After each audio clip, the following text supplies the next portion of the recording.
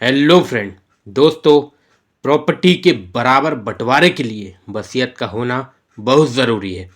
पर कई बार किसी कारण से पिता वसीयत नहीं लिख पाता, तो उस प्रॉपर्टी का मालिक कौन होगा? आइए जानते हैं इसके बारे में कोर्ट का क्या फैसला है। उत्तराधिकार का मतलब पिता की संतानों से होता है, जो चाहे पुत्र हो या पुत्रियां। वर्ष 2005 में हिंदू उत्तराधिकार कानून में संशोधन करके इसी अवधारणा को लागू किया गया कि पिता की मृत्यु के बाद संपत्ति के बंटवारे में उत्तरजीविता मतलब कि सर्वाइवरशिप नहीं बल्कि उत्तराधिकार की अवधारणा के तहत बेटे बेटियों को बराबर का हक होगा। सुप्रीम कोर्ट ने साफ कहा है कि यहाँ ये आदेश उन बेटियों के लिए भी लागू होगा जिनके पिता की मृत्यु 1956 से पहले हो गई है। दरअसल 1956 में ही हिंदू पर्सनल लॉ के तहत हिंदू उत्तराधिकार कानून बना था, जिसके तहत हिंदू परिवारों में संपत्तियों के बंटवारे का कानूनी ढंग ढांचा तैयार हुआ था। सुप्रीम कोर्ट के ताज़ा आदेश से 1956 के पहले संपत्ति के बंटवारे को लेकर उन विवादों को हवा मिल सकती है जिसमें पिता की संपत्ति में बेटियों को हिस्सेदारी नहीं दी गई थी।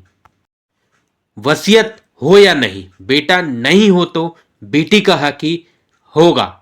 सुप्रीम कोर्ट की पीठ ने ताजा आदेश में एक और स्थिति स्पष्ट की है। जस्टिस कृष्ण मुरारी की बेंच ने अपने 51 पन्नों के आदेश में इस सवाल का भी जवाब दिया कि अगर पिता की बिना वसीयतनामे के मर जाए या मृत्यु हो जाए तो संपत्ति की उत्तराधिकारी बेटी अपने आप हो जाएगी या फिर उत्तरजीविता की अवधारणा के तहत उसके चचेरे भाई को यह अधिकार प्राप्त होगा। कोर्ट ने स्पष्ट किया कि मामले में पिता की खुद की अर्जित संपत्ति इकलौती बेटी को ही मिलेगी, क्योंकि यहां विरासत या उत्तराधिकार का कानून लागू होगा, न कि उत्तरजीविता का। भले ही पिता तब संयुक्त परिवार में रह रहे हों और उन्होंने मरने से पहले कोई वसीयतनामा नहीं बनाया। सुप्रीम कोर्ट ने एक अहम फैसले में कहा कि बिना वसीयत के मृत हिंदू पुरुष की बेटियां पिता की स्वार्जित और अन्य संपत्ति पाने की हकदार होंगी और उन्हें परिवार के अन्य सदस्यों की अपेक्षा वरीयता होगी।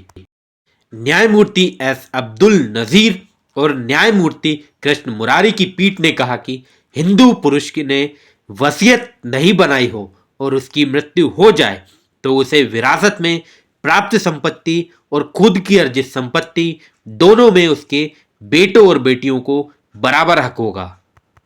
जिसे भाई नहीं हो उसे भी पिता की संपत्ति मिलेगी। कोर्ट ने साफ किया कि अगर कोई हिंदू पुरुष का पुत्र नहीं हो और उसकी वसीयतनामे के बिना उसकी मृत्यु हो जाए तो उसकी विरासत और स्व अर्जित संपत्तियों पर उसकी बेटियों का अधिकार उसके चचेरे भाई के मुकाबले ज्यादा होगा। कोर्ट ने ऐसा इसलिए कहा क्योंकि मिताक्षरा कानून में सहभागिता और उत्तरजीविता की अवधारणा के तहत हिंदू पुरुष की मृत्यु के बाद उसकी संपत्ति का बंटवारा सिर्फ पुरुषों में होगा और अगर पुत्र नहीं हो तो संयुक्त परिवार के पुरुषों के बीच होगा। इस तरह से कानून है। तो दोस्तों, मिलते हैं नेक्स्ट वीडियो में किसी नए टॉपिक के साथ। तब तक के लिए जय हिंद, जय भारत।